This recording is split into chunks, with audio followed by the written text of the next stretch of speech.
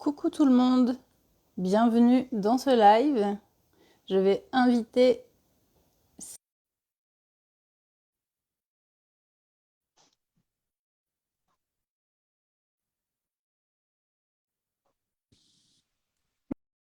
Bonjour tout le monde.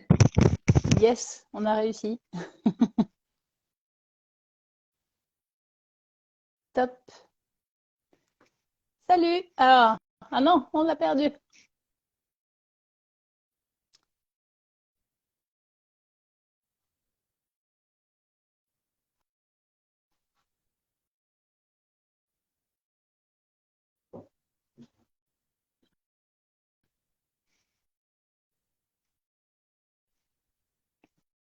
Normalement, Cécile va revenir.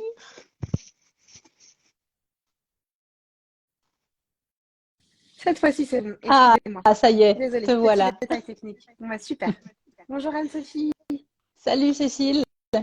Alors aujourd'hui, on teste, enfin comme hier d'ailleurs sur Facebook, mais on teste un peu une nouvelle formule du podcast, mais en direct. Pour pouvoir avoir un petit peu plus d'interaction et répondre aux questions en direct. Et puis ça change de format, donc je trouvais ça sympa d'essayer sous cette formule, mais c'est le même principe que le podcast, c'est une petite interview. Et donc, avant que tu me contactes, que tu m'écrives pour me parler de tes spectacles, je ne savais pas qu'il existait une humoriste française à Oslo. Donc j'étais ravie que tu m'écrives et du coup c'est hyper chouette de te recevoir dans le podcast. Donc bienvenue à toi. Merci beaucoup. Je suis ravie aussi. Je suis ton compte et je le trouve super beau. Donc écoute, win-win. Merci beaucoup.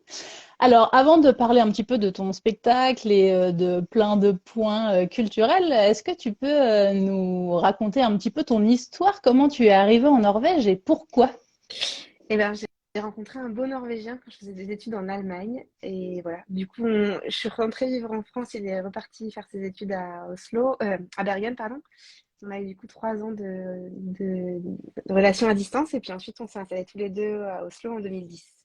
Ok. Voilà.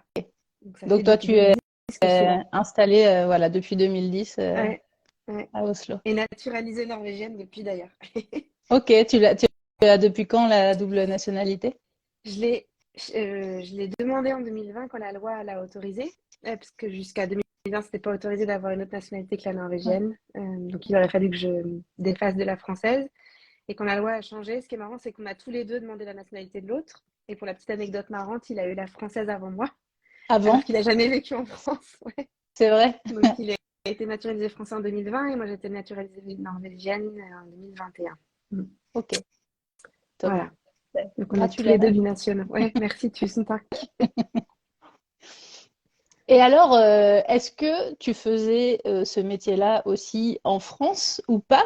Et comment on devient humoriste? Eh ben, en fait, j'ai quand même toujours aimé le théâtre. J'ai commencé enfant, j'ai fait beaucoup d'impro aussi. Puis j'ai fait une formation au cours Florent à la fin de mes études. Donc ça a quand même toujours été un fil rouge de ma vie. Ça n'a pas été forcément mon travail, mon emploi. Euh, mais quand même, ça a été toujours quand même une grande composante de ce que j'aime faire. Et quand je suis arrivée ici, du coup, je me suis dit, ah, bah, je vais continuer l'impro. Sauf que l'impro, c'est par définition en groupe. Il faut être très fort avec les mots. Et comme mon norvégien était un peu boiteux à l'époque, j'ai rencontré quelqu'un qui m'a dit, j'ai une idée, tu devrais t'orienter vers le stand-up. Et j'ai commencé à écrire mes textes comme ça. Donc le stand-up pur et dur, je l'ai commencé en norvégien en Norvège. Mais la Ok, scène a toujours été une partie de moi. Ouais. ok. Je viens de voir un commentaire de quelqu'un qui me dit que le son n'est pas top. Alors je vais enlever mon casque pour voir si ça fait une différence. Et je vais mettre le son du coup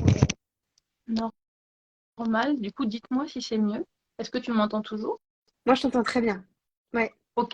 Bon, bah, essayons comme ça et dites-moi en commentaire si le son est mieux ou pas. Ça vient peut-être de mon branchement USB-C qui est pas terrible. Top. Alors du coup, donc finalement, comme tu dis, tu as fait que du stand-up à Oslo, en Norvège. Et du coup, tu as commencé direct en Ouais. norvégien?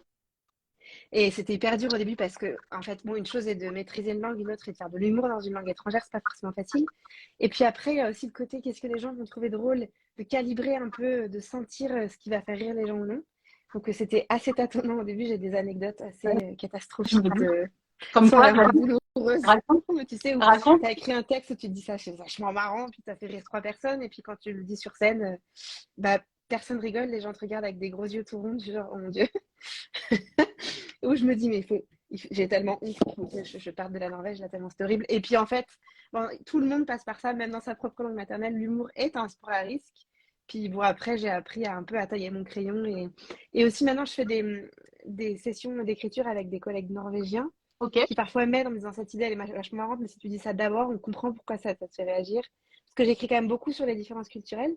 Donc, parfois, il s'agit juste d'expliquer en France, ça se passerait comme ça. Et du coup, c'est marrant parce que vous le faites comme ça, et donc c'est pour ça que c'est drôle. Donc parfois, ça demande un peu d'effort de m'assurer que le public est avec moi depuis le début pour que du coup la blague soit marrante.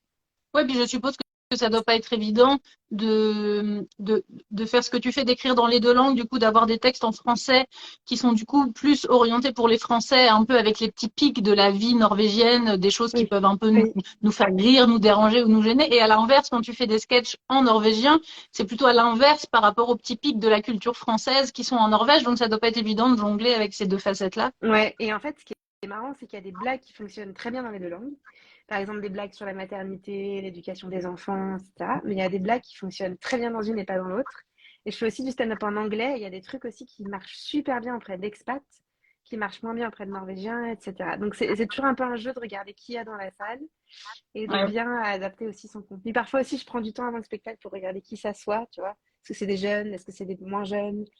Et tu Euh, j'ai- adaptes j'ai- du coup un peu tes blagues et tes Ouais, sketchs en fonction. ouais. Par exemple, j'avais un show là avant Noël avec que des jeunes jeunes, tu vois, des jeunes qui avaient genre entre 20 et 25 ans. Des vrais Moi, j'ai un tout jeunes, quoi. petit peu, j'ai un tout petit peu Genre, plus que genre ça. pas nous, quoi. Et ben, je me suis dit, bon, bah, les blagues sur la maternité, on les dégage, on va plutôt parler de ça. Je parle de l'actualité, je parle de plein de trucs. Mais ouais, j'essaie de calibrer un peu. Et d'ailleurs, j'ai un collègue ce soir-là qui avait une blague sur les Backstreet Boys. Et Ok. les gens n'ont pas ri. Et il a demandé au public, vous connaissez les Backstreet Boys? Et il y a un jeune qui a répondu, oui, je crois que ma mère, elle les aime bien. Ça Oh, nous a foutu un coup de vieux. C'est horrible. tu m'étonnes. Donc voilà. Tu Donc c'est un m'étonnes. peu toujours le jeu d'adapter, quoi. Et est-ce qu'il y a des thèmes un peu touchy, par exemple, que tu sais qu'il faut que tu évites et en français et en norvégien? C'est une bonne question. Disons que le stand-up, par définition, c'est quand même un endroit où tu peux être hyper provoque, tu peux être trash, tu peux avoir de l'humour noir. Enfin, en fait, c'est un format d'humour qui vient des États-Unis et qui a vraiment été fait pour ça. En fait, les premières stars de stand-up, elles disaient dans des micros des choses qu'ils disaient pas du tout, enfin, qu'on disait pas en société, en fait. Donc, tu verras toujours dans des scènes de stand-up des gens parler ou bien de blessures très personnelles et du coup, ils peuvent jeter des phrases dans le public, mais après, il y a souvent un message et une ambition derrière de faire rire. Ou alors, effectivement, des thèmes extrêmement délicats. Euh, Moi, j'ai un humour que je qualifierais de relativement consensuel. Je n'aborde pas des thèmes qui divisent beaucoup, mais je pense qu'en revanche, le stand-up est une scène où il y a quand même beaucoup de gens qui osent dire des trucs qui parfois surprennent, quoi. Ouais. En Norvège, j'ai l'impression que le public, je connais plus le public norvégien que français. J'ai fait un peu de stand-up à Paris l'année dernière. J'ai l'impression qu'en Norvège, le public accepte d'entendre des trucs assez trash. Alors, par exemple, en Suède, la société est plus woke et les humoristes de stand-up en Suède peuvent se faire épingler par les médias plus vite. Tu vois, il y a une sorte de Ouais. chape de bienséance qui est plus présente en Suède qu'en Norvège, par exemple. Ok. Et du coup, là, tu as parlé de tes deux spectacles en français. On en reparlera à la fin du live. Mais pour les spectateurs qui veulent venir te voir, est-ce que tu peux rappeler les deux prochaines dates de ton spectacle en français à Oslo? Oui, alors il y a une date qui est le 20 avril et une date qui est le 2 mai. C'est deux fois le même spectacle. J'ai la chance d'avoir eu un spectacle qui s'est vendu très très vite. Donc au lieu d'une date, j'en ai deux. Je suis super contente. Et donc c'est à Uhurt à Oslo. Voilà. Donc ça s'appelle Cécile à Oslo et c'est un peu, bah, sans vouloir dévoiler trop, mon histoire un peu, comment j'ai rencontré la Norvège et tous les écueils qui me sont arrivés en me disant que dans la salle, si c'est des francophones qui vivent en Norvège, il y aura, à mon avis, pas mal de choses où les gens se reconnaîtront. J'espère. C'est le Ok. but. C'est ça qui fait rire Donc, en général, c'est quand les gens se reconnaissent dedans. Ouais. ouais. Et donc, petite précision, si vous voulez venir au spectacle, le premier, il est complet, hein, c'est ça, celui du 20 20 avril. avril, mais le 2 mai, il reste des places. Le 2 mai, il reste des places. Donc moi, je serai là le 2 mai. Donc j'ai hâte. Super, ouais, ouais, c'est top. Je me suis prise trop tard aussi pour le 20 avril. C'était déjà complet. Donc c'est top pour toi. Bravo en tout Ouais, cas c'est de passé faire ces vite, deux ouais. spectacles complets. Et donc comment tu te sens pour la première de ces deux spectacles en français? Bah, honnêtement, c'est un petit coup d'adrénaline parce que c'est quand même dans 3 semaines. Ouais. Et bon, je pense que la deadline approchant, je vais terminer mon texte, mais j'ai énormément de pages, mais il faut juste que j'organise un peu mieux le flux et que je m'assure qu'il y a un début, un milieu et une fin, quoi. Mais voilà, non, je pense que ça va être marrant. En fait, paradoxalement, ça va être plus difficile de faire un show et d'improviser, de parler au public avec que des gens qui me connaissent et que je connais. J'ai un Ouais, peu c'est peur tout de ça, d'avoir difficile. beaucoup de Ouais. copains dans la salle et que paradoxalement, ce soit plus difficile que devant un public qui me connaît pas du tout. C'est Mais toujours je plus vais jouer le jeu. difficile, c'est clair. Ouais, ouais. Je me rappelle très bien quand j'étais, enfin, je suis toujours musicienne, mais quand je me produisais beaucoup, enfin souvent sur scène, les deux fois où j'ai le plus flippé et où c'était vraiment super stress, c'était pourtant pas les salles les plus grandes, mais la salle, c'était une salle en longueur, et donc moi j'étais au bout de la scène était au bout, et c'était deux lignes, deux grandes tables, c'était que ma famille et mes amis, je connaissais tout le monde, il y avait genre 100 personnes qui étaient là que pour moi, et genre je regardais comme ça et j'avais genre mamie, papy, ma meilleure pote et tout, et c'était horrible. Ouais, c'est pas facile. En fait, c'est pas facile. Et en plus, moi, dans mon cas, je suis d'accord avec toi déjà. Je regarde les gens, donc j'essaie de. Ben ouais. Je me dis, il va falloir que je puisse improviser un peu. Puis tout ce que je dis n'est pas vrai. Donc j'espère que les gens. Enfin, je pense que oui, mais il y a quand même des gens qui connaissent le style du stand-up plus que Ouais. d'autres. Et tu vois, il faut pas prendre tout au pied de la lettre parce que naturellement, dans On peut l'humour, tout ce que tu dis n'est pas vrai. ou mal le prendre ou ouais. Oui, ou alors être surprise, parce que par exemple, je parle de mon mari, ça fait aussi coup de vieux de dire ça, mais et du coup, je raconte des choses qui sont évidemment inspirées d'éléments réels, mais qui sont pas vraies. Voilà, donc il Ouais. y a des choses à prendre un peu au second degré. Mm. N'hésitez pas à nous poser des questions hein, dans les commentaires. En fait, c'est vraiment le but de faire ce live. Si vous avez des questions à poser à Cécile ou à moi, mais plutôt à Cécile parce que moi je vous parle le plus souvent. Donc, n'hésitez pas à poser vos petites questions. Et donc, pour revenir à ces différences culturelles entre la France et la Norvège, tout ton spectacle en norvégien, il est aussi un petit peu basé là-dessus. Tu joues aussi sur le fait que toi, tu sois une Française mariée avec un Norvégien et que tu joues un peu sur ces chocs des cultures. Exactement, ouais. En fait, c'est un sujet un peu sans fin parce que quand on prend le point de vue de la culture, on peut parler de tout. On peut parler de la politesse, des relations entre les gens, de la politique, on peut parler de la bouffe, on peut parler de la façon dont on vit, dont on voit le monde, dont on élève ses enfants. Enfin, donc, d'être toujours dans les dualités France versus Norvège, c'est un sujet sans fin. J'ai essayé maintenant de m'en éloigner un peu parce que si je trouve que c'est enfin, intéressant en tant qu'artiste de montrer d'autres côtés de sa personnalité et de pas être que française, mais d'être aussi une maman, d'être aussi quelqu'un qui a plein de paradoxes ou d'être voilà, quelqu'un qui a plein de vulnérabilités. Donc, Ouais. j'ai écrit des nouveaux textes là qui sont moins axés sur le fait que je sois française. Mais oui, oui, j'ai clairement commencé comme ça même. Et puis ça marche, les Norvégiens, en fait, ils ont quand même pas mal d'autodérision. Et ils sont assez marrants parce qu'ils sont souvent contents d'écouter comment ça se passe en France. Ils ont des a priori plutôt positifs sur la France, donc c'est facile de les surprendre. Ouais. Donc Parce que c'était voilà. une question justement par rapport à l'humour. Tu m'as dit t'as pas trop fait, enfin t'as fait plus de spectacles finalement en Norvège, mais de par tes connaissances du milieu, comment tu définirais l'humour norvégien par rapport à l'humour français? Est-ce que c'est très différent? Est-ce que c'est proche, mais il y a vraiment des petites différences? Comment ça se passe? Euh, disons que le stand-up, c'est une bonne question. Disons que je pense qu'il y a des choses qui sont hyper similaires, et puis l'humour, c'est hyper générationnel. Et c'est marrant parce que les mêmes générations rient des mêmes choses dans les deux pays. Dans les deux Euh, langues, ouais. ouais, mais je dirais quand même que l'humour norvégien est plus concis. Par exemple, les humoristes françaises ont tendance à dire beaucoup de mots. Les Norvégiens, ils sont plus ils sont très pragmatiques, quoi. Ils disent une phrase, c'est drôle, une Direct. phrase, c'est marrant. euh, Ouais, ils sont dans leur façon de parler, leur concision. C'est plus une langue anglo-saxonne dans leur efficacité de leurs blagues.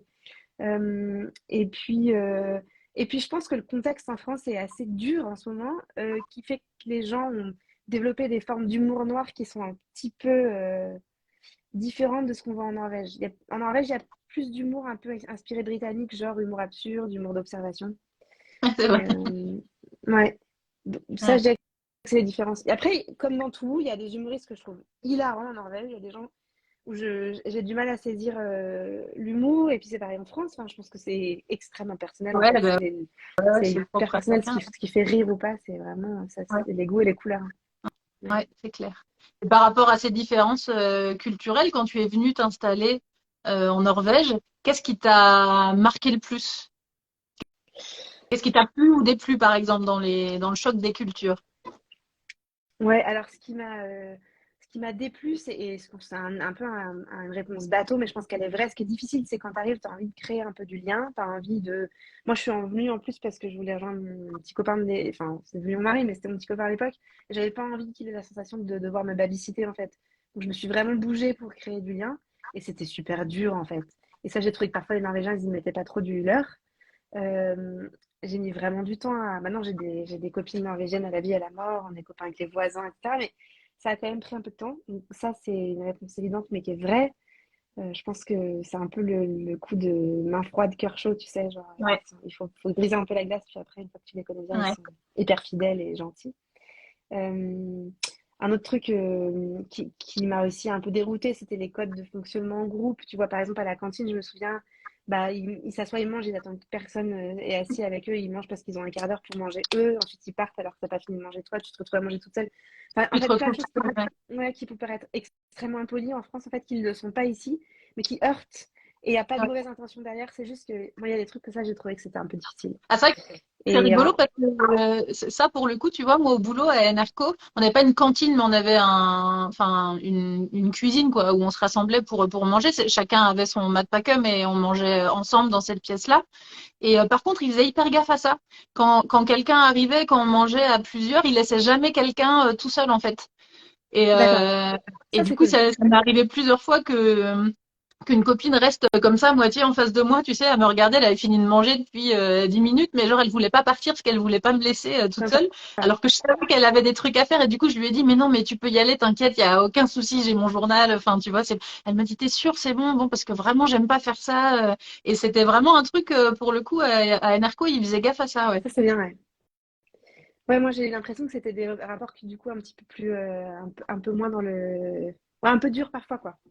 Ouais, Donc mais bon, en fait en vrai maintenant que j'ai un cercle d'amis et une belle famille, enfin ma vie est quand même globalement ici, j'ai quand même appris à connaître les Norvégiens et donc ça répond à la deuxième partie de ta question, c'est des gens profondément gentils, qui sont hyper enfin dès que tu demandes de l'aide à quelqu'un, tout le monde dit oui tout le temps, je sais pas si t'as remarqué. ouais. Moi il m'est arrivé de C'est demander vrai de que l'aide dans c'est des très aidant, ouais. ouais. Et j'ai fait des trucs franchement hyper culottés. Moi, j'avais planté ma bagnole dans de la neige poudreuse. Je suis sortie de la voiture, j'étais un peu énervée parce que j'étais en retard. J'ai demandé au premier passant, un mec de notre âge, est-ce que tu sais bien conduire sur la neige? Il m'a dit ça va. Je lui ai dit, est-ce que tu peux sortir ma voiture de là? Il m'a dit ok. C'est vrai. Et les gens ici, Je me revois dans des situations ouais, assez identiques comme ça, où des gens t'aident, et puis où des gens t'aident, mais genre passent du temps, quoi. ouais, Restent des fois une demi-heure ou une heure avec toi, alors qu'ils avaient autre chose à faire, ouais, ouais, mais ils sont contents de t'avoir aidé, quoi. c'est vraiment.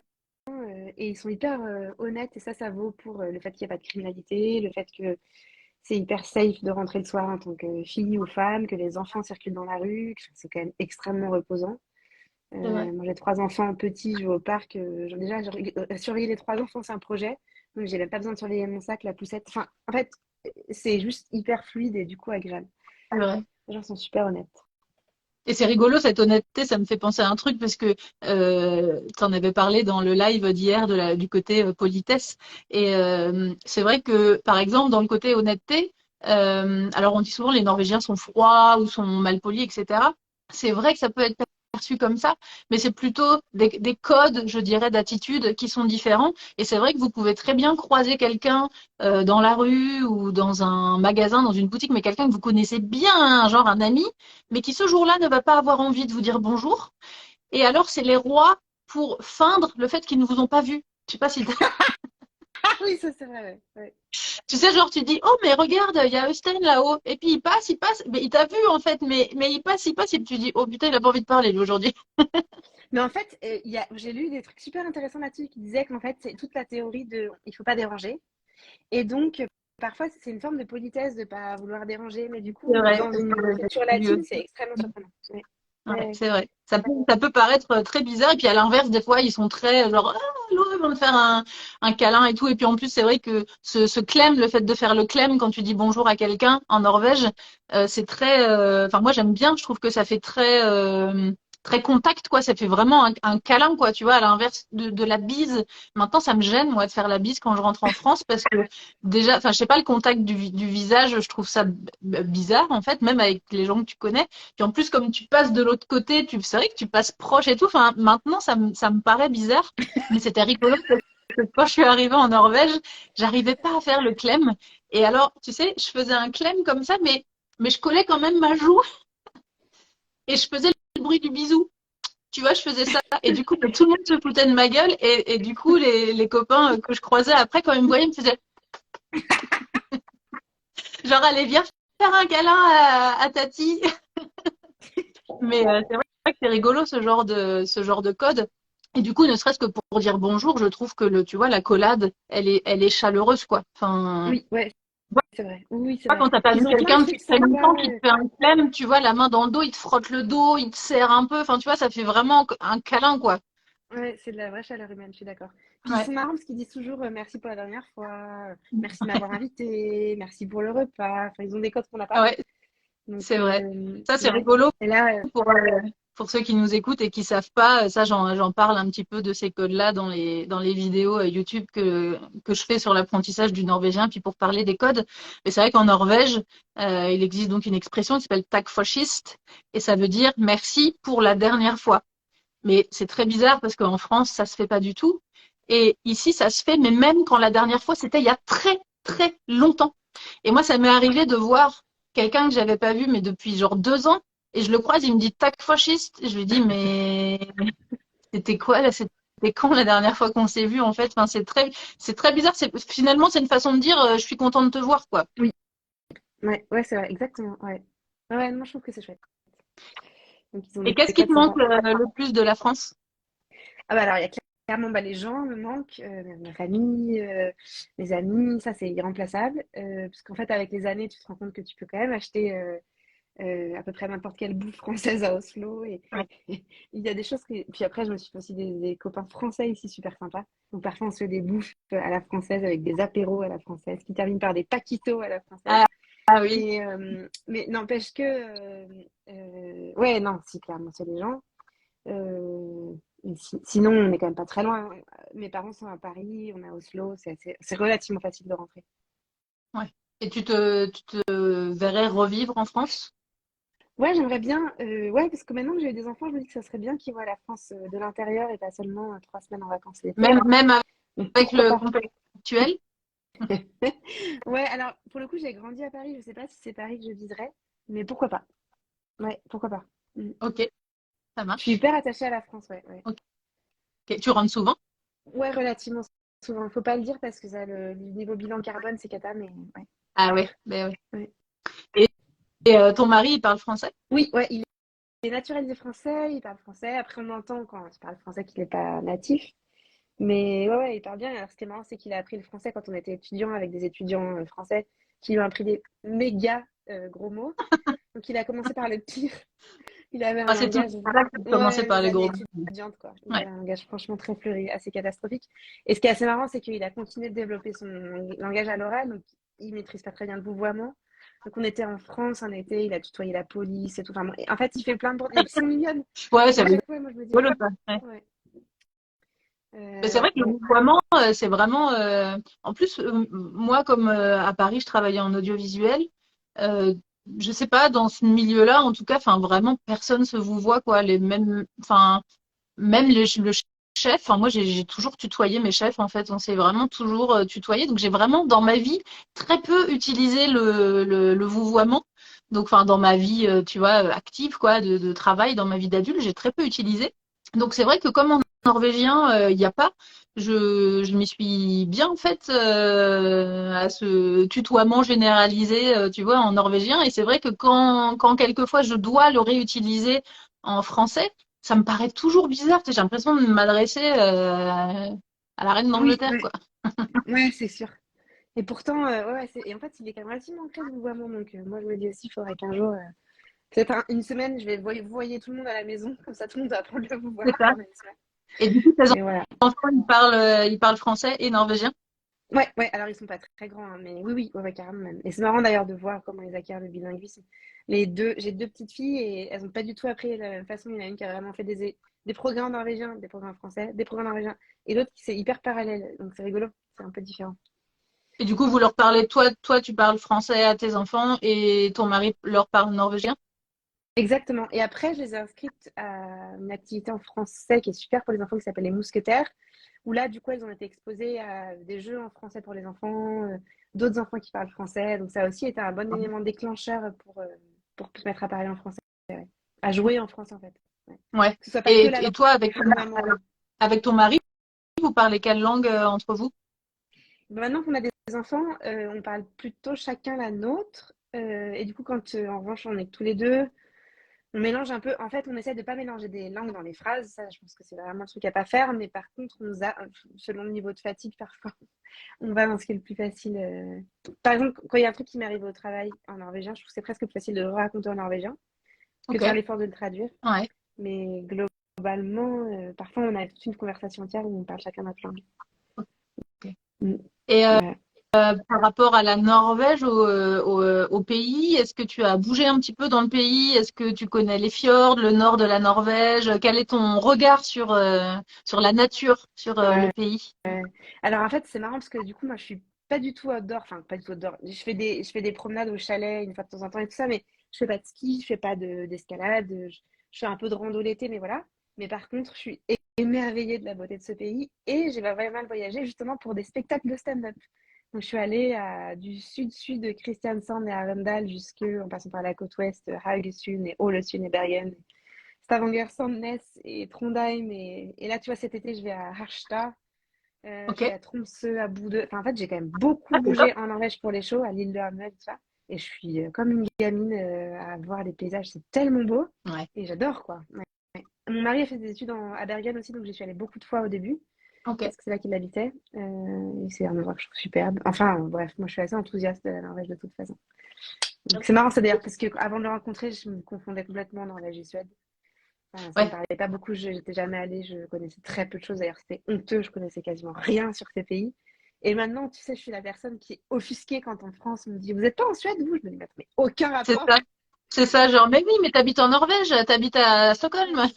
Euh, oui, c'est ça. Ouais, c'est marrant comme tu Mais deviens. moi, c'est vrai que moi, c'était pareil. Moi, la première, avant de faire mon tout premier voyage en Norvège, je savais pas dans quel ordre étaient les pays, si c'était la Norvège qui était au milieu, la Finlande. Enfin, je maîtrisais pas l'ordre des pays scandinaves. Et d'ailleurs, notre tout premier voyage dans un pays nordique, c'était en Norvège. Et c'est là qu'on est tombé amoureux du pays et qu'on a décidé de venir s'y installer. Mais peut-être que si notre premier voyage avait été en Suède, bah, je serais peut-être en Suède aujourd'hui. Ah, c'est excellent. Ouais, comme quoi il faut un peu de hasard, tu me diras. Enfin, en fait, à Ben, la limite, ça m'arrive c'était ça, aussi. je pense, parce que en plus, je crois qu'on avait prévu un voyage en Suède avant, qui avait été annulé pour je ne sais plus quelle raison, problème de vol ou de je sais plus quoi. On avait laissé tomber et au dernier moment, on s'était dit bon, allez, on retente, oh, on change de pays, on prend la Norvège et on s'était fait un trip entre Oslo et Bergen en passant par les fjords. On a été subjugués, on était à Paris à l'époque et bah, du coup, c'était tout ce qu'on voulait, quoi. Enfin, on se Ouais, disait, mais de vivre là, c'est ouais. fantastique et tout. Après, on a mis 4 ans à préparer le projet et à décider de venir s'installer. Mais tu vois, ça fait 9 ans que j'habite en Norvège et je ne suis toujours pas allée ni au Danemark, ni en Suède, ni en Finlande. C'est vrai? Ah, t'es une fidèle fidèle, quoi. Ah ouais, ben en plus, le truc, c'est que nous, on a une voiture là dans le Vestfold et du coup, on bouge beaucoup en voiture toutes les vacances. Alors, je rentre à Noël en France tous les ans. Mais ça fait 9 ans qu'on n'est pas sorti de la Norvège pour les vacances. Et on a fait que des voyages en Norvège. En plus, moi, pour mon métier de guide Ouais, ou de ouais, fixeuse, d'assistante de prod pour les prods télé pour lesquels je travaille, j'ai quand même beaucoup voyagé en Norvège, donc je connais bien le pays. Et justement, il y avait plein d'endroits que j'avais juste, tu vois, parcouru un tout petit peu, que je trouvais top, et où on est retourné en vacances après parce que je trouvais ça super. Donc, je disais à mon copain, faut absolument que je t'emmène là-bas, et puis là-bas, et puis là-bas, faut qu'on aille parce que c'est ah, trop c'est bien. génial. Ouais. Donc, du coup, j'y ai repensé il y a pas longtemps, mais je me suis dit, en fait, ça fait 9 ans que je n'ai pas voyagé ailleurs que en Norvège. Ouais. Ah, Donc, c'est excellent. En même temps, c'est un régal, c'est une belle destination touristique, c'est mais ouais, super chouette, quoi. ça, c'est qu'en plus, bon, bah, comme avec l'inflation mondiale, hein, où tout est plus cher partout, c'est vrai que nous, comme on a la voiture et que du coup on aime bien rouler, ça nous dérange pas de faire des grandes distances. Bah, du coup, on bouge avec la voiture, on a juste à se louer un logement Airbnb ou à partir en mode camping et du coup, on peut explorer presque tout le pays, quoi. Donc, ça laisse quand Mm. même des possibilités, enfin, de ouf. Tu vois, Oslo, que ce soit toi à Oslo ou moi à Tønsberg, on est quand même que entre guillemets, à 4 heures des fjords, de Flôme, tu Oui, vois, c'est avec un des plus vrai. beaux Oui, c'est vrai. d'Auvergne. Enfin, on n'est pas si loin, quoi. Donc, tu vois, tu peux, peut-être pas, tu fais pas l'aller-retour en une journée, mais tu dors une nuit sur place. En 2 jours, tu peux te faire une croisière dans les fjords. Mais tu pourrais aussi mettre ta voiture dans un bateau et aller faire un petit tour au Danemark ou en Suède. Mais c'est vrai, c'est vrai. Bah, je le fais Si quand tu je prends rentre en Tricassemble France. de Fjord, ben voilà. Ouais, Ouais. non, mais je le traverse le Danemark si tu veux quand je rentre en France, mais je le traverse par la route centrale, enfin, qui est pas belle, quoi. Tu vois, je vois pas le Oui, pays, quoi. oui. Donc, c'est vrai que, en plus de là où je suis, je pourrais prendre le ferry aussi pour traverser le fjord d'Oslo et je suis tout de suite en Suède, tu vois. Enfin, on a zéro excuse, quoi. On n'est pas loin. Ouais, non, c'est des beaux endroits. Enfin, Bon, bah écoute, encore plein de choses à découvrir. tu connais, toi, les autres pays scandinaves? Ouais, bah alors, je suis allée quand même plusieurs fois en Suède, mais plutôt dans le sud, Lysekil, Göteborg, Stockholm, enfin, je connais pas le reste du pays. Et je suis allée pas mal de fois au Danemark parce que j'ai bossé pendant des années pour Carlsberg, qui a une filiale en Norvège, Ringnes, et qui du coup a son siège au Danemark. Donc je suis allée quand même beaucoup de fois au Danemark. Et là, à chaque fois, je suis allée à Copenhague. Donc encore une fois, je connais pas vraiment le Danemark, je connais que Copenhague. Ouais, Et je suis allée deux ok. fois à Helsinki. En fait, finalement, je connais les grandes villes et les capitales Ouais. qui sont rassemblées là, mais je connais pas Le reste l'entièreté des pays, non. du pays, bah, c'est déjà bien. Ah Moi, je si, je les suis connais allée pas. en Islande aussi. C'est Ah, les pays nordiques, ça, l'Islande. Pas c'est ouais, Scandinavie, mais ça, c'est trop beau aussi, ouais. c'est Ouais, mon rêve. Ouais, j'adorerais. ouais. J'adorerais aller en Islande. Mes 3 prochains voyages de rêve, c'est l'Islande, l'Écosse et l'Autriche. Ah ouais, non, mais alors, bah ouais, ouais bah, c'est oui, trois super destinations. Ouais. Ouais, c'est les 3 destinations que vraiment j'adorerais faire. J'ai déjà acheté les guides et tout, donc il n'y a plus qu'à À prévoir. explorer, ouais. Ouais, j'ai une petite question qui me vient comme ça par rapport à ce que tu disais avant, que tu bougeais beaucoup pour tes stand-up et tout. Tu fais que ça? Est-ce que tu es humoriste à temps plein? En ce moment, oui, ouais, ouais, ouais. Du Donc c'est coup, tu fais que de la préparation de spectacles et puis tes spectacles et puis tu bouges partout pour te produire. exactement. Et après, il y a aussi une forme je travaille aussi avec ça s'appelle foredrag en norvégien, tu vois, des interventions d'entreprise qui sont pas dans la forme stand-up classique, mais qui sont plus humoristiques, mais sur des thèmes comme les différences culturelles au travail, Ok. travailler en équipe au travail, parce que j'ai quand même tout un profil business qui fait que j'ai quand même pas mal de matière aussi pour jongler sur ce genre d'intervention-là aussi. Donc je travaille avec des agences, une agence artistique et une agence qui est plus justement business pour des conférences par exemple, où là j'interviens plus dans un cadre corporate.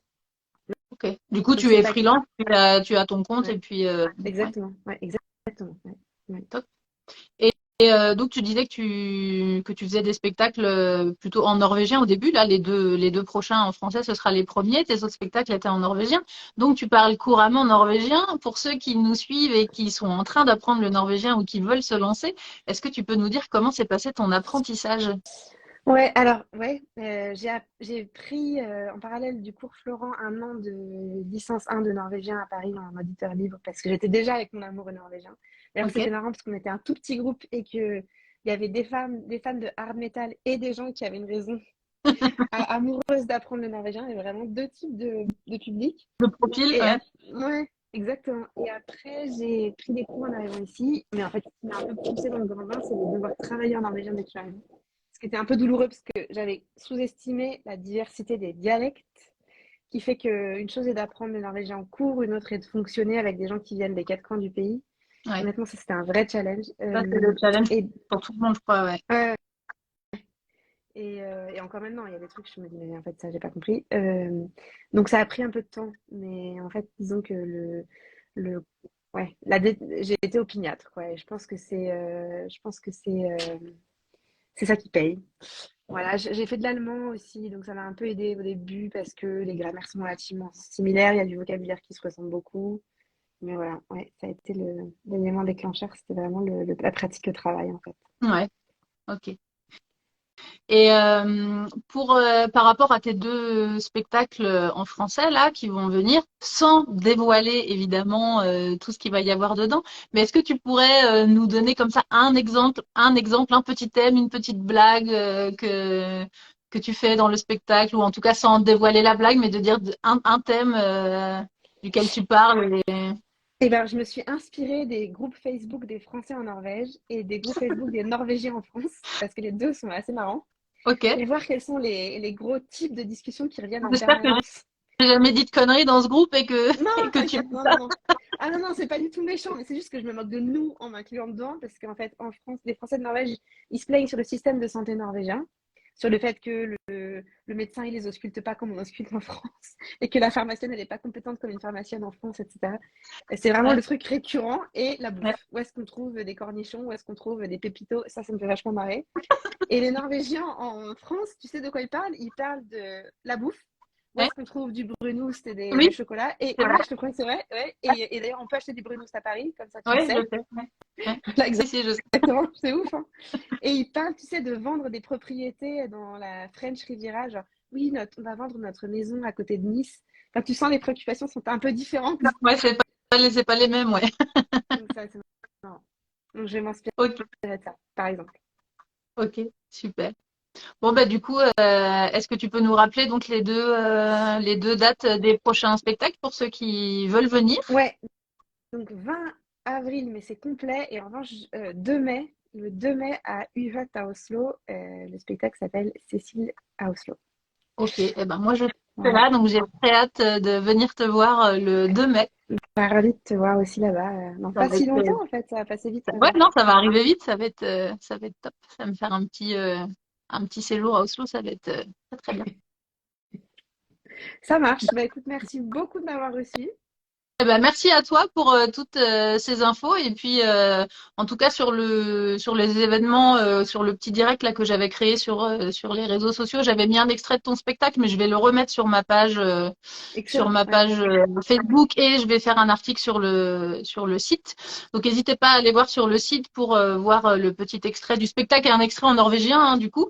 Mais du coup Ouais, c'est bien de voir un petit bout de ton spectacle. Et puis donc, pour ceux qui veulent venir te voir, rendez-vous le 2 mai à Oslo. ça marche. Bah merci Yes. beaucoup. Bon, eh ben, à Et bientôt. ouais, à très bientôt. Au revoir. Salut!